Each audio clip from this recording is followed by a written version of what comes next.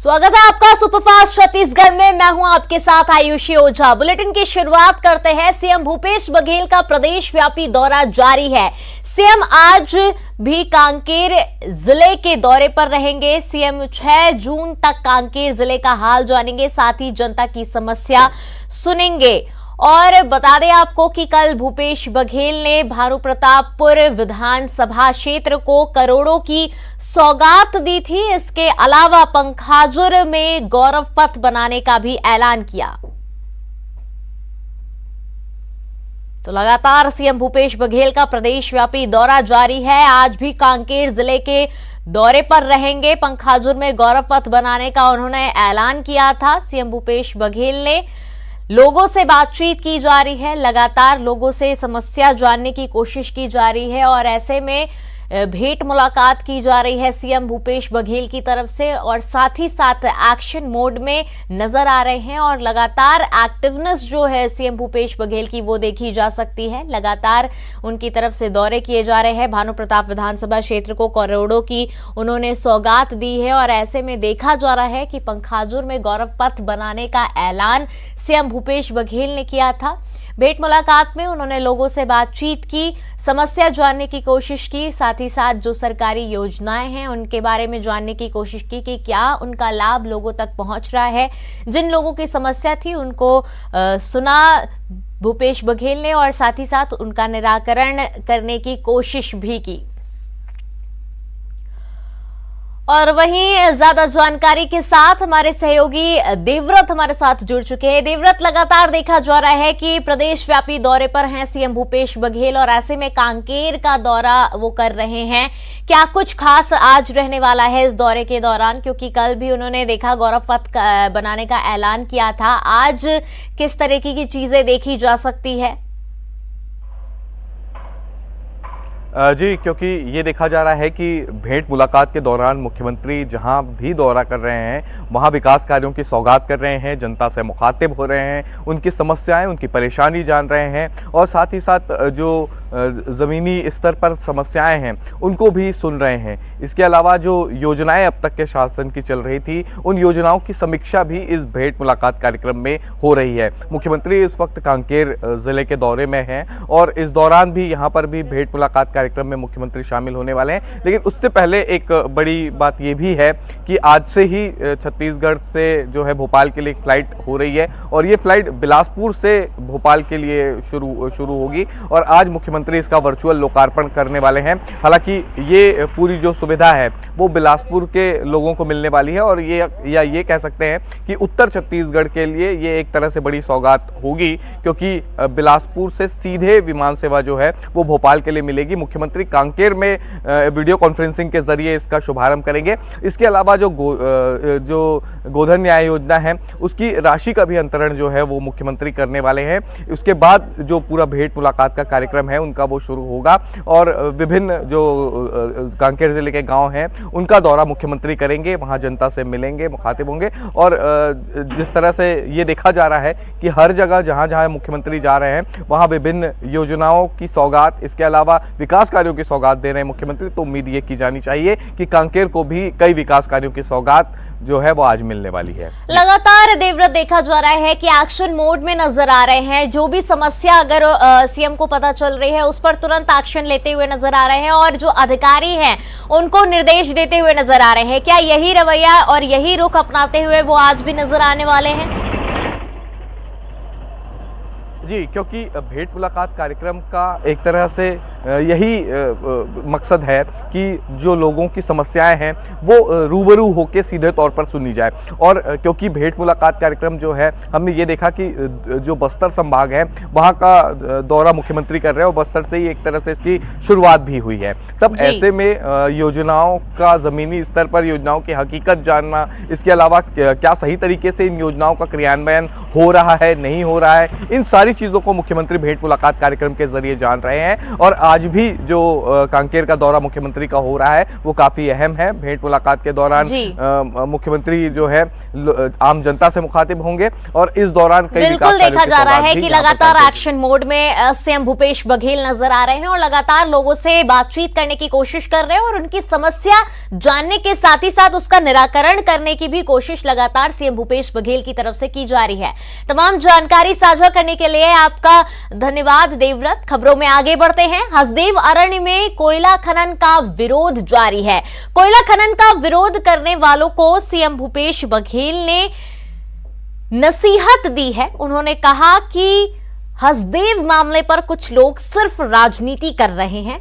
उन्होंने निशाना साधते हुए कहा कि जो लोग विरोध कर रहे हैं और जो लोग कह रहे हैं कि कोयला नहीं चाहिए वो पहले अपने घरों की बिजली बंद करें, अपने घरों की एसी, कूलर और पंखा बंद कर दें। खुद के घरों में बिजली का उपयोग कर रहे और वही लोग दूसरों को कहते हैं कि आप अंधेरे में रहो, या कैसे संभव है? 8,000 पेड़ साहब कटेगा। हल्ला कितना है? 8 लाख पेड़। कब गिन लिए भैया? कब गिनती कर लिया 8 लाख पेड़ का? और खुदाई होना है, वो खदान चलेगा तो 30 साल तक ही चलना है। तो 30 साल के पहले वन पर्यावरण का नियम है कि आप पेड़ काटेंगे उसके पहले पेड़ लगाना है आपको। तो उसके अगेंस्ट में पेड़ लगा कि नहीं वो देख लें।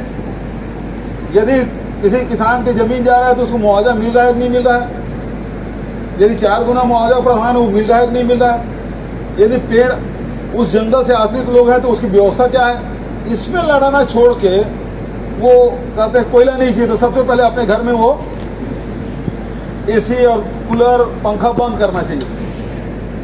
जो लोग लड़ाई लड़ रहे हैं तब तो उस लड़ाई असली लगेगी।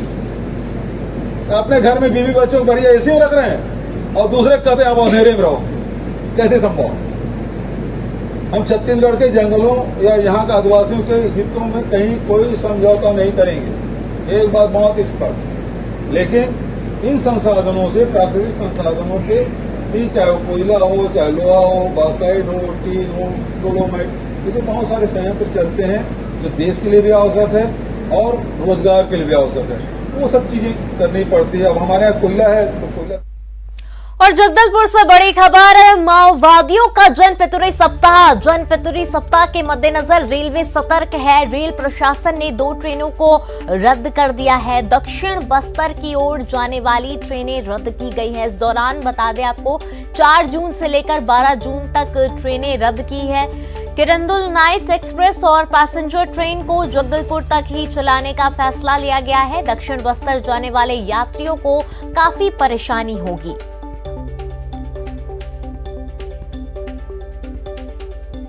माओवादियों का जनपितुरी सप्ताह है, जिसको लेकर अब रेल प्रशासन काफी सतर्क नजर आ रहा है। रेलवे सतर्क नजर आ रहा है, जिसके मद्देनजर 2 ट्रेनों को रद्द कर दिया गया है। 21 कर्मचारियों की बर्खास्तगी से नाराज 12,731 कर्मचारियों ने सामूहिक इस्तीफा दे दिया है। राजधानी रायपुर में बड़ी तादाद में अलग अलग जिलों में से मनरेगा कर्मी पहुंचे और बूढ़ा तालाब के धरना स्थल से रैली निकालकर सप्रे स्कूल की तरफ बढ़े, लेकिन पुलिस ने उनको आगे जाने से रोक दिया, जिसके बाद सड़क पर ही बैठकर कर्मचारियों ने धरना दिया। इसके बाद 12,000 से अधिक कर्मचारियों ने सामूहिक इस्तीफा दे दिया। मनरेगा कर्मचारियों ने कहा कि ये आंदोलन तब तक चलेगा जब तक हमारी मांगे पूरी नहीं हो जाती। देख रहे हैं काफी उत्साह लोगों का। हम तो कड़े शब्दों में इसका विरोध करते हैं। कांग्रेस सरकार ने केवल नियमितीकरण का वादा नहीं किया था, परंतु वो भी वादा किया था किसी भी अधिकारी कर्मचारी की छटनी नहीं की जाएगी, लेकिन अपने वादे को मुकरते हुए आज हमारे 21 अधिकारी कर्मचारियों का छटनी किया है, वो काफी दुर्भाग्यजनक। हम लोग ने ये ठान के आए थे कि जब तक हमको दोनों में से एक मांग पूरी नहीं होगी तब तक वापस नहीं जाएंगे। शासन प्रशासन कमेटी बनाई हुई है, देखेंगे कि 1 महीने से ज्यादा हो गया है, उस कमेटी की एक बैठक नहीं हुई है, ना तक अभी तक नाम आया है। इससे ये साफ प्रतीत होता है कि शासन ही नहीं चाहती कि हमारा धरना रैली खत्म हो। हड़ताल हम खत्म जरूर करना चाहते हैं, लेकिन हमारी मांगों पे सरकार पहले सहमति जता दे। सहमति अभी तक एक बार भी उन्होंने नहीं जताया और कमेटी ने अभी तक कोई भी निर्णय नहीं दिया है। देखिए, शासन और प्रशासन से दोनों से ही हमारी बात हुई है, बट किसी की तरफ से सकारात्मक पहल नजर नहीं आया है। और एक नकारात्मक चीजें जो 21 अधिकारियों की छटनी कर दी गई, उनकी संविदा सेवा समाप्त कर दी गई, ये उनके द्वारा दिया गया है। अब हमें केवल जो सीएम सर है हमारे भूपेश सर, उनसे केवल भरोसा है कि वो हमारी मांगों को सुनेंगे और जल्द से जल्द पूरा करेंगे। आज मनरेगा कर्मचारियों ने यहाँ रैली निकाल के ज्ञापन सौंपा है। इनकी प्रमुख मांग नियमितीकरण की है। इसकी जिनकी भी मांगे हैं ये राज्य शासन को हम भेज देंगे, वहाँ से नियमानुसार कार्रवाई होगी। अच्छा, कुछ सामूहिक वहीं संसदीय कार्य मंत्री रविंद्र चौबे ने मीडिया के जरिए मनरेगा कर्मचारियों से अपील करते हुए कहा कि मनरेगा कर्मचारी अपनी जिद छोड़ें और काम पर लौटे, क्योंकि 2 महीने की हड़ताल से गरीबों को बहुत नुकसान हुआ है। उन्होंने कहा कि यदि कर्मचारी आंदोलन पर अडिग हैं तो फिर कार्रवाई होगी। अभी भी आपके माध्यम से मनरेगा के काम करने वाले अपने साथियों से अपील करूंगा कि जिद छोड़ के काम पे लौटना चाहिए। उनके स्ट्राइक 2 महीना लगातार हो गया और यही 2 महीना था जिसमें छत्तीसगढ़ में मनरेगा से काम होना था। केंद्रीय मंत्री स्मृति ईरानी ने रायपुर में महंगाई के खिलाफ प्रदर्शन पर कांग्रेस के तंज पर जवाब दिया है। उन्होंने कहा कि कांग्रेस भीतर से इतनी खोखली हो चुकी है कि पार्टी को आज प्रदर्शन के लिए स्मृति ईरानी के तस्वीर का सहारा लेना पड़ रहा है। दरअसल महंगाई के मुद्दों पर सरकार को घेरने के लिए कांग्रेस नेता ने जो है स्मृति ईरानी की वो तस्वीर लगातार शेयर कर रहे हैं जिसमें वो गैस सिलेंडर के लिए सड़क पर प्रदर्शन करती नजर आती हैं।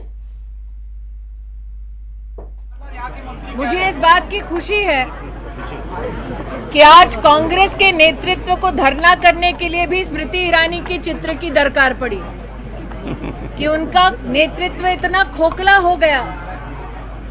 चूंकि आधे उनके नेता देश में कब है विदेश में कब है शायद ही उनके कार्यकर्ताओं को ज्ञात हो कि आज कांग्रेस को धरना करने के लिए भी स्मृति ईरानी।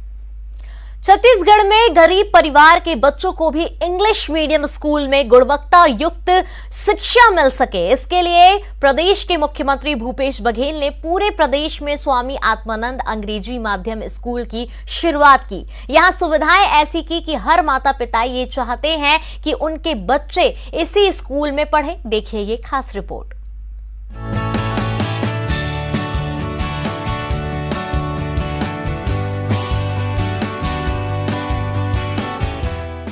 हाईटेक क्लासरूम, अत्याधुनिक लैब, अच्छे सब्जेक्ट टीचर्स और एक ही छत के नीचे हर वो सुविधा जो किसी बड़े निजी स्कूल में मिलती है, उससे कहीं बेहतर गुणवत्ता युक्त शिक्षा अब छत्तीसगढ़ के स्वामी आत्मानंद इंग्लिश मीडियम स्कूलों में पढ़ने वाले छात्रों को मिल रही है, वो भी बिल्कुल मुफ्त।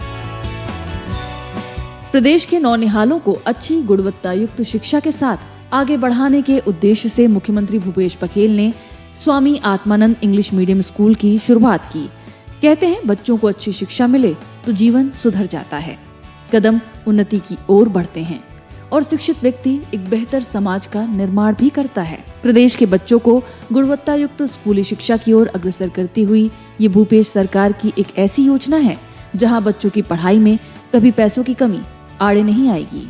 सारे बच्चे बहुत ही प्रसन्नचित्त हैं और अपने माता पिता के फैसले से काफ़ी खुश हैं कि यहाँ निःशुल्क पढ़ाई भी हो रही है, लेकिन उच्च गुणवत्ता युक्त पढ़ाई हो रही है। और सरकार ने 172 स्कूल इस प्रकार से पूरे प्रदेश में खोले हैं जो निःशुल्क पढ़ाई होगी। गरीब से गरीब बच्चे हैं, लोअर मिडिल क्लास के लोग जिसके पूरा तनख्वाह या पूरा महीने का जो आय है वो बच्चों के पढ़ाई में, उसके ट्यूशन में खर्च हो जाता था, अब उससे निजात मिलेगी। पेरेंट्स भी काफ़ी प्रसन्न हैं, बच्चे भी काफ़ी खुश हैं। हर व्यक्ति की ख्वाहिश होती है कि उनका बच्चा भी किसी बड़े स्कूल में अच्छी शिक्षा हासिल करे, लेकिन पैसों की कमी के चलते गरीब परिवारों के पालक चाहकर भी अपने बच्चों को उच्च गुणवत्ता वाले स्कूलों में दाखिला नहीं करा सकते थे। लेकिन छत्तीसगढ़ की भूपेश सरकार ने गरीब और साधारण आय वाले परिवार के बच्चों को मौका दिया है अच्छी शिक्षा के साथ भविष्य गढ़ने का। हमने आत्मानंद में आवेदन किया और आवेदन करने के बाद उनका सिलेक्शन हो गया और मेरी बच्ची यहाँ पर पढ़ती है और हमारा लगभग 1 लाख रुपए का हर वर्ष जो है बच्ची को पढ़ाने में जो व्यय होता था वो बचा है। मुख्यमंत्री जी का यह सराहनीय पहल है। जो दूसरे निजी स्कूल है, प्राइवेट स्कूल है, उनकी अपेक्षा में ये गवर्नमेंट स्कूल बहुत ही अच्छा है। यहाँ हम संतुष्ट है पढ़ाई से। यहाँ की रिजल्ट तो बहुत ही अच्छा आया है इस बार। मैं बिल्कुल एकदम संतुष्ट हूँ अपनी बेटी का रिजल्ट देख के। आत्मानंद स्कूल बहुत अच्छा स्कूल है। मैं वही स्कूल में पढ़ती हूँ। वो इंग्लिश मीडियम स्कूल है, वहाँ बहुत अच्छी पढ़ाई होती है। प्रदेश की भूपेश सरकार ने अब तक 172 स्वामी आत्मानंद स्कूल खोले हैं और इन स्कूलों में एडमिशन के लिए अभिभावकों की होड़ देखने को मिल रही है। प्रदेश भर में स्वामी आत्मानंद स्कूल में एडमिशन के लिए 1.5 लाख से भी ज्यादा आवेदन मिले हैं, लेकिन यहाँ पहली प्राथमिकता गरीब परिवार के बच्चों को दी जा रही है। एडमिशन में रुझान को देखते हुए मुख्यमंत्री भूपेश बघेल ने जून 2022 सत्र से 50 नए स्वामी आत्मानंद स्कूल खोलने का फैसला लिया है और हर क्लास में नियत 40 सीट की संख्या को बढ़ाकर 50 कर दिया है। इसके साथ ही मुख्यमंत्री भूपेश बघेल ने यह आश्वासन भी दिया है कि भविष्य में जरूरत के अनुसार और स्वामी आत्मानंद स्कूल खोले जाएंगे। प्रदेश में स्वामी आत्मानंद स्कूल क्यों खोले गए और इसकी सफलता की कहानी यहाँ पढ़ने वाली छात्रा और मुख्यमंत्री के बीच हुए संवाद से आपको पता चल जाएगी। कि हम लोगों ने कभी नहीं सोचा था कि हम लोगों को दरभा जैसे जगह में इतने अच्छे स्कूल मिलेंगे, क्योंकि इससे पहले जो मैं डिप्टी कॉन्वेंट स्कूल में पढ़ती थी, मैं 35 किलोमीटर आना जाना करती थी स्कूल जाने के लिए दरभा से जगदलपुर, और मुझे उस कॉन्वेंट स्कूल में इतना सब कुछ फैसिलिटीज नहीं मिलती थी जो मुझे यहाँ आकर मिलती है। मैं भी गांव के स्कूल में पढ़ा हूँ और तब मैं देखता कि शहर में ज्यादा सुविधा मिलती है, मेरे गांव कम सुविधा मिलती है। तो मैं भी सोचता था कि मेरे गांव के स्कूल में वही सुविधा मिलना चाहिए जो शहर में मिलता है। वो दिमाग में मेरे था जब मैं स्कूल में पढ़ता था, है ना। जब मिडिल स्कूल हाई स्कूल में गया तब ये दिमाग में आया। जब मैं दुर्ग जाता था, रायपुर में जाता था, वहाँ पढ़ाई की स्टैंडर्ड देखता था, वहाँ कोचिंग क्लास में लोग जाते थे, ट्यूशन, हमारे गांव ट्यूशन भी नहीं मिलता था। तो मेरे मन में ये बात थी। प्रदेश के नौनिहालों की बेहतर से बेहतर शिक्षा के लिए स्वामी आत्मानंद स्कूल खोले गए हैं। इन स्कूलों के खुलने से गरीब और सामान्य परिवारों में उम्मीद की नई किरण जगी है। आने वाले दिनों में इन स्कूलों में पढ़ने वाले बच्चे सुनहरे भविष्य की ओर अग्रसर होंगे। रायपुर से देवव्रत भगत के साथ bureau report, news 18 Madhya Pradesh, Chhattisgarh.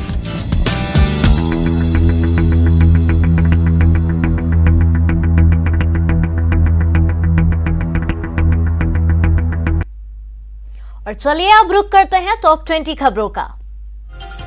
Raipur में केंद्रीय मंत्री